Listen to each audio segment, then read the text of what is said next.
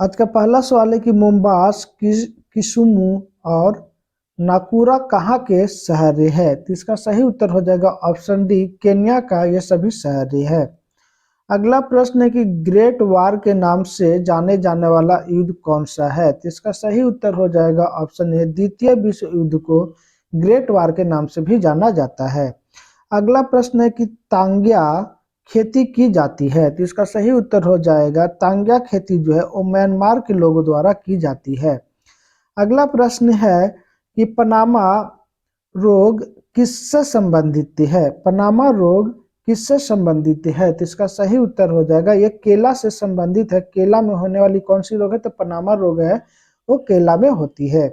अगला प्रश्न है कि टमाटर का रंग किसके कारण लाल होता है। तो इसका सही उत्तर हो जाएगा ऑप्शन डी, लाइकोपीन के कारण टमाटर का रंग जो है वो लाल होता है। अगला प्रश्न है कि निम्नलिखित में से किस एक देश में संसदीय और अध्यक्षीय तरह की सरकारों का सम्मिश्रण विद्यमान है। तो इसका सही उत्तर हो जाएगा ऑप्शन बी, फ्रांस में। अगला प्रश्न है कि पंचायतों में अनुसूचित जाति और अनुसूचित जनजाति के स्थान के आरक्षण का प्रावधान निम्न में से किस अनुच्छेद में है। तो इसका सही उत्तर हो जाएगा ऑप्शन डी, 243 घ में अनुसूचित जाति अनुसूचित जनजाति का आरक्षण का प्रावधान किया गया है। अगला प्रश्न है कि भारत में किस प्रकार के वाणिज्यिक बैंकिंग व्यवस्था है। तो इसका सही उत्तर हो जाएगा ऑप्शन ए, मिश्रित बैंकों में जो वाणिज्यिक बैंकिंग व्यवस्था है। अगला प्रश्न है कि भारतीय रिजर्व बैंक का लेखा वर्ष से है। तो इसका सही उत्तर हो जाएगा ऑप्शन बी, जुलाई जून जो है वो भारतीय रिजर्व बैंक का लेखा वर्ष है।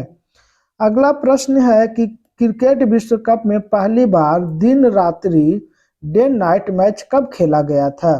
तो इसका सही उत्तर हो जाएगा ऑप्शन 1992 ईस्वी में पहली बार डे नाइट मैच खेला गया था।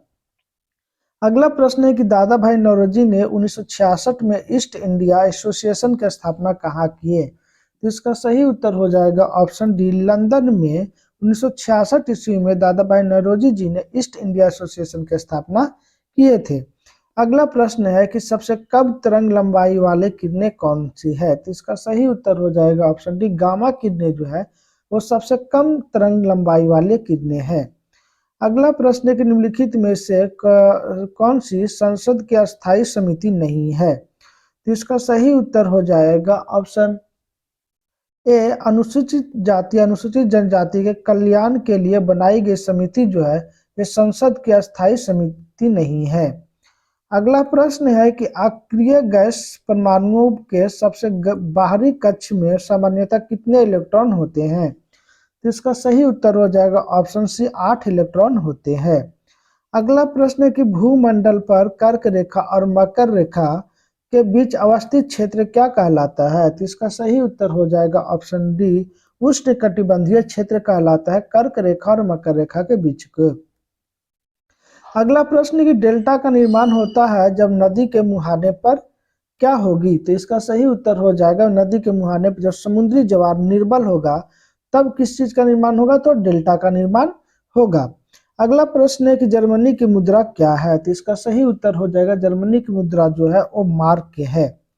अगला प्रश्न है कि ऋग्वैदिक आर्य किस भाषा का प्रयोग करते थे। तो इसका सही उत्तर हो जाएगा ऑप्शन ए, संस्कृत भाषा का प्रयोग करते थे। अगला प्रश्न है कौन सा अभ्यारण्य विश्व धरोहर घोषित किया गया है।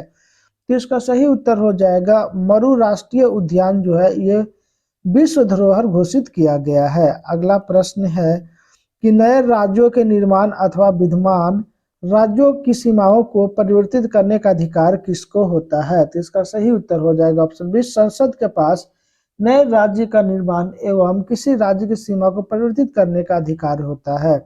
अगला प्रश्न है कि निम्नलिखित में से प्राचीन भारत के किस राजा को आधुनिक लेखों के राजा के भेष में सन्यासी कहा है। राजा के भेष में सन्यासी किसे कहा गया है। तो इसका सही उत्तर हो जाएगा ऑप्शन डी, गौतमी पुत्र सतकर्णी को राजा के भेष में सन्यासी कहा गया है।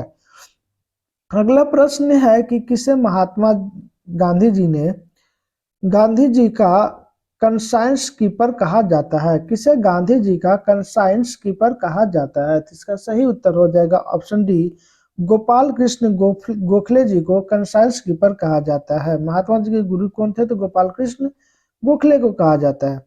अगला प्रश्न है कि लाउड स्पीकर में ऊर्जा परिवर्तित करता है? तो इसका सही उत्तर हो जाएगा ऑप्शन बी, विद्युत ऊर्जा और यांत्रिक ऊर्जा से ध्वनि ऊर्जा में परिवर्तित करता है।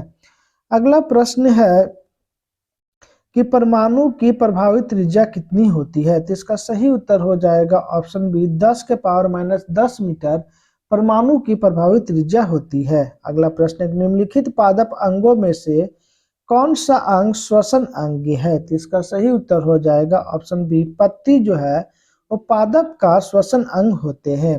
अगला प्रश्न है कि द्वितीय विश्व युद्ध के अपराधियों पर कहाँ मुकदमा चलाया गया? तो इसका सही उत्तर हो जाएगा ऑप्शन ए, न्यूरमबर्ग में द्वितीय विश्व युद्ध के अपराधियों पर मुकदमा चलाया गया था। अगला प्रश्न है, कौन देश यूरेनियम के उत्पादन में अग्रणी है? तो इसका सही उत्तर हो जाएगा ऑप्शन ए, कनाडा जो है यूरेनियम के उत्पादन में अग्रणी देश है।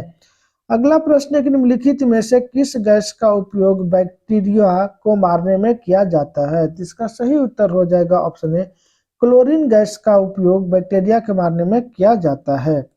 अगला प्रश्न है कि केंद्र सरकार के राजस्व का मुख्य स्रोत क्या है? तो इसका सही उत्तर हो जाएगा ऑप्शन सी, केंद्रीय उत्पाद कर जो है वो केंद्र राज्य का स्रोत का मुख्य राजस्व का मुख्य स्रोत होता है। अगला प्रश्न है कि अग्नि 2 प्रक्षेपास्त्र का रेंज लगभग कितना है? तो इसका सही उत्तर हो जाएगा ऑप्शन बी, 2000 किलोमीटर अग्नि 2 का रेंज है। अगला प्रश्न है कि पृथ्वी की आयु का आकलन किसके द्वारा किया जाता है? तो इसका सही उत्तर हो जाएगा ऑप्शन ए, यूरेनियम डेटिंग के द्वारा पृथ्वी की आयु का आकलन किया जाता है। अगला प्रश्न है कि निम्नलिखित में से कौन अम्ल वर्षा में सबसे ज्यादा प्रभावी होता है? तो इसका सही उत्तर हो जाएगा ऑप्शन सी, पक्षी जो है अम्ल वर्षा में सबसे अत्यधिक प्रभावी होता है।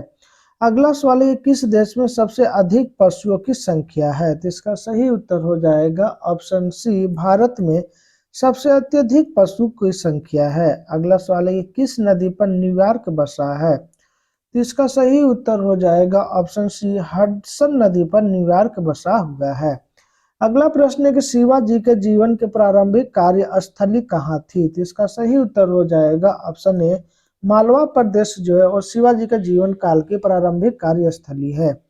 अगला प्रश्न है कि 1906 में स्वराज शब्द का प्रयोग करने वाला प्रथम भारतीय कौन था? तो इसका सही उत्तर हो जाएगा ऑप्शन डी, दादा भाई नौरोजी जी ने 1906 ईस्वी में सर्वप्रथम स्वराज शब्द का प्रयोग किए थे। अगला प्रश्न है कि किस हार्मोन को मादा हार्मोन के नाम से भी जाना जाता है? तो इसका सही उत्तर हो जाएगा ऑप्शन सी, एस्ट्रोजन हार्मोन को मादा हार्मोन के नाम से भी जाना जाता है। अगला सवाल है कि सबसे अधिक चमकीला तारा कौन सा है? तो इसका सही उत्तर हो जाएगा ऑप्शन सी, सीरियस तारा जो है वो सबसे अत्यधिक चमकीला तारा है।